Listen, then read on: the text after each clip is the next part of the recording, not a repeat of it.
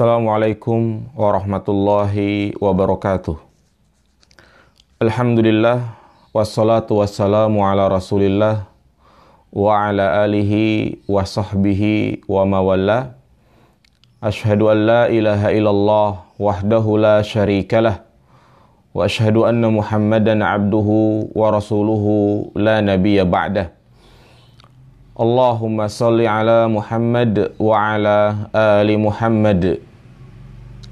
Qala Allah Ta'ala fil Qur'anil Karim, ya ayyuhalladzina amanu taqullaha haqqa tuqatih wa la tamutunna illa wa antum muslimun.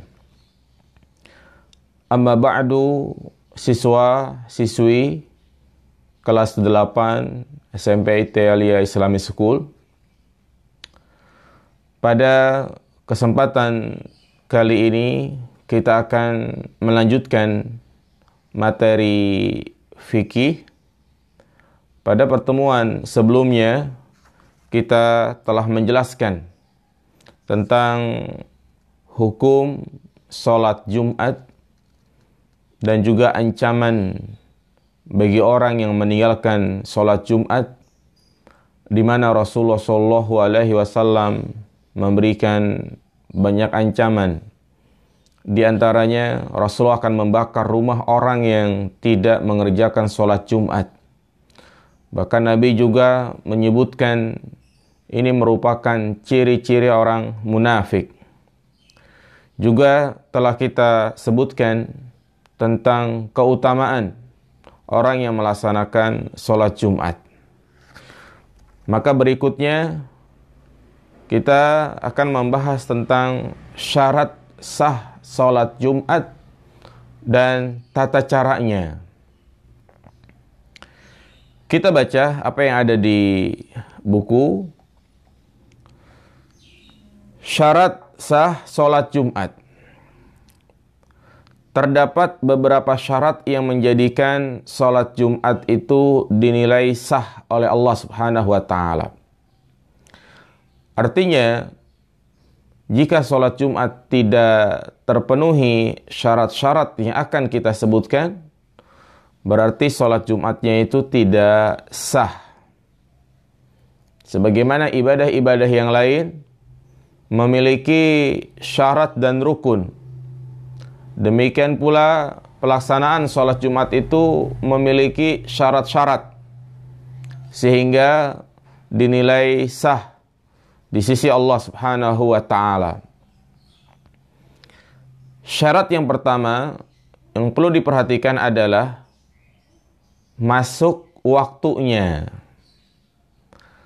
Artinya sholat Jumat dianggap sah apabila telah memasuki waktunya. Dan waktu pelaksanaan sholat Jumat itu sama seperti waktu pelaksanaan sholat zuhur, yaitu ketika matahari tergelincir ke arah barat. Kita baca, sholat Jumat akan sah apabila dilaksanakan pada waktunya. Seperti dalam hadis Anas bin Malik, dia mengatakan bahwa Rasulullah SAW sholat Jumat ketika matahari sudah mulai condong, yaitu sudah condong ke arah barat. Salama bin Al-Aqwa mengatakan, kami sholat Jumat bersama Rasulullah, dan ketika pulang kami tidak mendapati bayangan dinding yang dapat digunakan untuk berteduh. Berarti sholat Jumat itu tidak sah kalau dilaksanakan jam 11:30 atau jam 11, karena saat itu belum masuk waktu sholat zuhur. Tetapi sah sholat Jumat dilakukan jam 1:30, karena saat itu sudah masuk waktu sholat zuhur. Yang kedua, di antara syarat sah sholat Jumat yaitu harus dilaksanakan secara berjamaah. Jadi, sholat yang Allah syariatkan kepada kita itu bermacam-macam. Ada yang disunnahkan dilakukan secara sendiri-sendiri, dan ada pula yang disunahkan untuk dilakukan secara berjamaah. Salat yang disunahkan untuk dilakukan secara sendiri-sendiri seperti misalnya salat sunnah rawatib, qobliyah, ba'diyah, salat sunnah duha. Adapun ada pula salat-salat yang memang disuruh untuk dilakukan secara berjamaah. Di antaranya adalah salat Idul Fitri, Idul Adha, salat gerhana, salat istisqa, dan juga salat Jumat. Jadi tidak sah jika dikerjakan sendiri-sendiri. Salat Jumat harus dihadiri minimal oleh 3 orang. Satu sebagai khatib dan imam, sedangkan 2 orang lainnya sebagai makmum. Rasulullah bersabda, "Idza kanu salasatan falyummahum ahaduhum wa ahakkuhum bil imamati aqra'uhum." Jika mereka berjumlah 3 orang, maka salah seorang dari mereka menjadi imam, dan yang paling berhak menjadi imam adalah yang pandai membaca Al-Quran. Yang ketiga, di antara syarat sah sholat Jumat dilaksanakan oleh orang-orang yang menetap dan tinggal di lingkungan sekitar masjid. Artinya, sholat Jumat itu diwajibkan kepada mereka yang menetap, tidak dalam keadaan safar. Maka di antara keringanan bagi orang yang safar, yang sedang melakukan perjalanan jauh, maka dia tidak diwajibkan untuk mengerjakan sholat Jumat. Jadi cukup menggantinya dengan sholat zuhur. Jadi sholat Jumat itu diwajibkan kepada mereka yang mukim, yang tidak safar. Akan tetapi, jika musafir ikut sholat Jumat bersama warga yang mukim, maka sholat Jumatnya itu dianggap sah. Tapi kalau mereka mengadakan sendiri, misalnya ada orang yang sedang safar 5 orang, maka mereka tidak sah melaksanakan sholat Jumat. Jadi harus dilaksanakan oleh orang-orang yang menetap, yang tinggal di lingkungan sekitar masjid. Yang kelima atau yang keempat, di antara syarat sah sholat Jumat yaitu didahului dengan 2 khutbah. Hal ini berbeda dengan sholat Idul Fitri, Idul Adha, di mana pelaksanaannya itu didahului dengan sholat baru khutbah. Berbeda dengan sholat Jumat, yaitu harus 2 kali khutbah terlebih dahulu, kemudian baru mengerjakan sholat 2 rakaat. Abdullah bin Umar mengatakan, Rasulullah berkhutbah 2 kali dan beliau duduk di antaranya. Khutbah Jumat diliputi 4 hal pokok. Ini yang perlu diperhatikan. Apa saja isi kandungan dari khutbah Jumat? Apa saja yang perlu disampaikan dalam khutbah Jumat? Ada 4 pokok. Yang pertama, memuji Allah Subhanahu wa taala. Seperti dia mengucapkan, innal hamdalillah nahmaduhu wa nasta'inuhu wa nastaghfiruh. Kemudian membaca selawat kepada Rasulullah sallallahu alaihi wasallam dengan membaca Allahumma sholli ala Muhammad wa ala ali Muhammad. Yang ketiga, membaca salah satu ayat Al-Quran. Dan yang keempat, anjuran memerintahkan kepada para jamaah untuk meningkatkan keimanan dan ketakwaan. Jadi itu semua merupakan syarat sah sholat Jumat yang harus ada pada pelaksanaan sholat Jumat. Berikutnya, kita akan jelaskan tentang tata cara sholat Jumat. Ketahuilah bahwa sholat Jumat ini memiliki tata cara tersendiri dan memiliki waktu tersendiri, berbeda dengan sholat-sholat yang lainnya. Dan dengan mengerjakan sholat Jumat 2 rakaat, maka itu menggugurkan dari melaksanakan sholat zuhur. Kita baca keterangannya di sini, yaitu sholat Jumat terdiri dari 2 rakaat. Sebagaimana dikabarkan Umar bin Khattab, dia mengatakan sholat Jumat itu 2 rakaat. Sholat Idul Fitri 2 rakaat. Sholat Idul Adha 2 rakaat. Dan sholat fardu ketika safar juga 2 rakaat. Artinya tatkala kita sedang melakukan perjalanan jauh, maka boleh kita mengqashar sholat. Zuhur 2 rakaat, asar 2 rakaat, isya 2 rakaat. Seperti itulah jumlah rakaatnya. Dan itu bukan qashar sebagaimana disampaikan oleh Rasulullah SAW. Jadi intinya sekitar jam 11, jam setengah 12, kita bersiap-siap untuk mendatangi masjid dengan memperhatikan adab-adab sebelum pergi ke masjid. Di antaranya, ya nanti kita akan sebutkan di bab berikutnya, yaitu mandi terlebih dahulu, memakai baju yang paling bagus, memakai minyak wangi, berjalan dengan tenang, tidak terburu-buru. Kemudian sesampainya di masjid, sambil menunggu waktu sholat Jumat, kita disunahkan untuk mengerjakan sholat tahiyatul masjid. Setelah itu kita membaca surat Al-Kahfi, atau juga mengerjakan sholat yang lainnya. Intinya penuhi waktu tersebut untuk beribadah kepada Allah Subhanahu wa Ta'ala dengan mengamalkan ibadah-ibadah yang sunnah. Berikutnya, kalau sudah tiba waktu sholat zuhur, maka imam naik mimbar.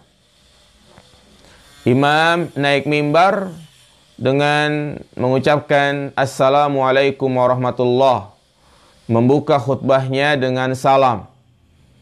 Setelah itu imam duduk lagi, di mana muazin mengumandangkan azan. Setelah selesai muazin mengumandangkan azan, barulah imam memulai khutbahnya.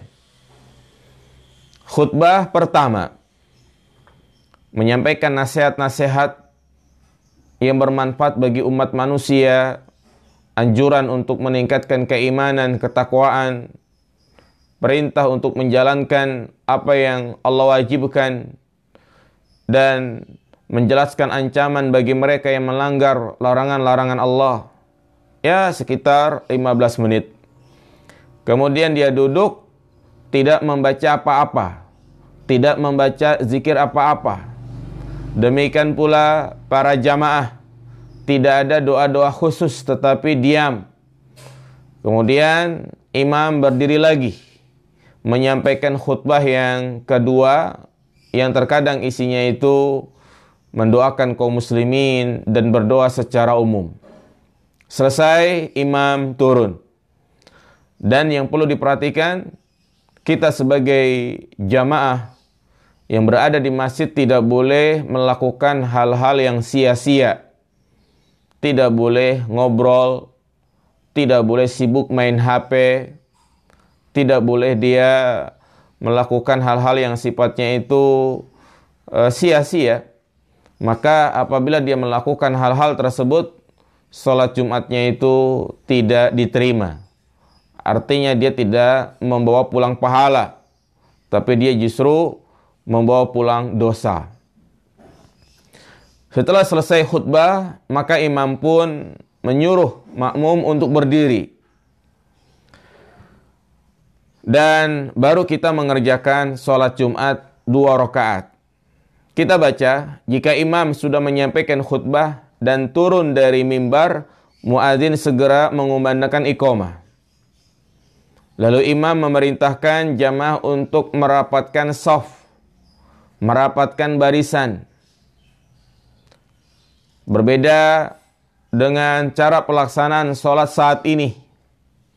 Karena sekarang lagi musim pandemi, lagi musim corona, khawatir virus ini menyebar luas, maka boleh sholat dengan berjarak. Karena dalam kondisi darurat.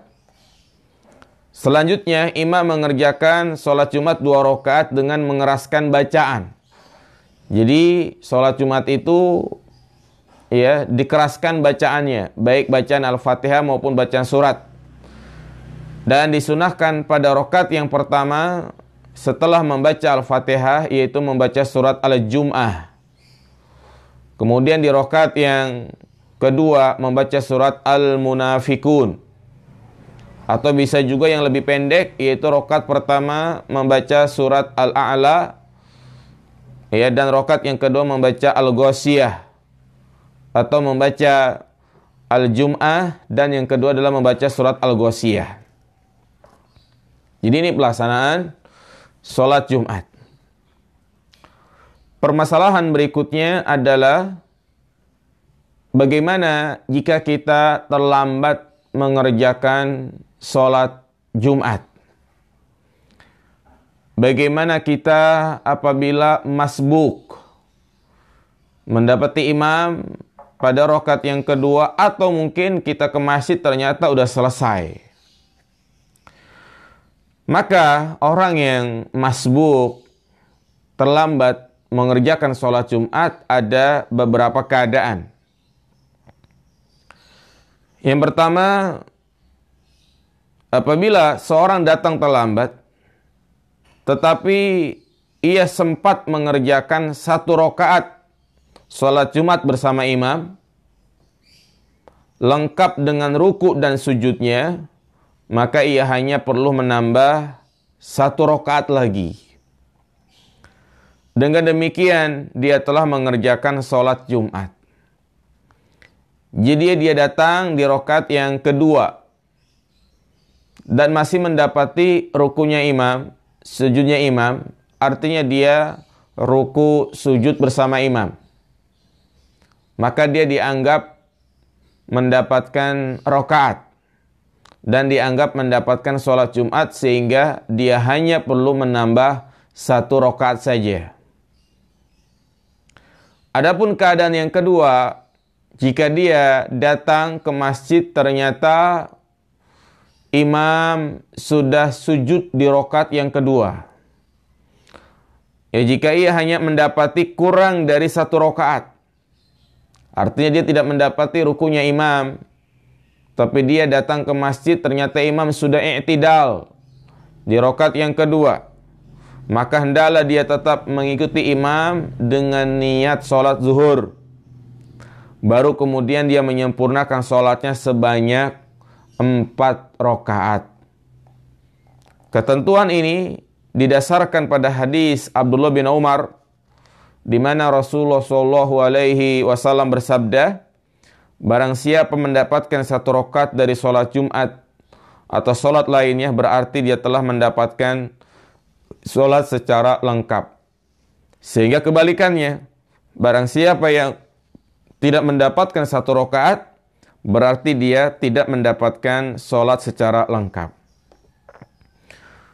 Dan perlu dipahami, ya, kapan itu dianggap 1 rakaat lengkap? Dianggap 1 rakaat lengkap didapatkan seseorang apabila dia bisa ikut ruku bersama imam. Yaitu imam belum mengangkat kepala hendak i'tidal.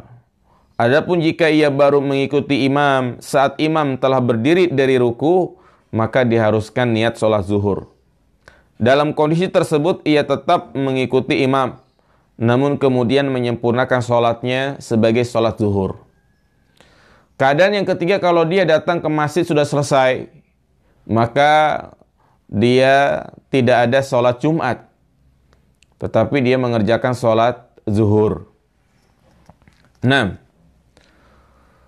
Kemudian, adik-adik yang dirahmati Allah Subhanahu wa taala,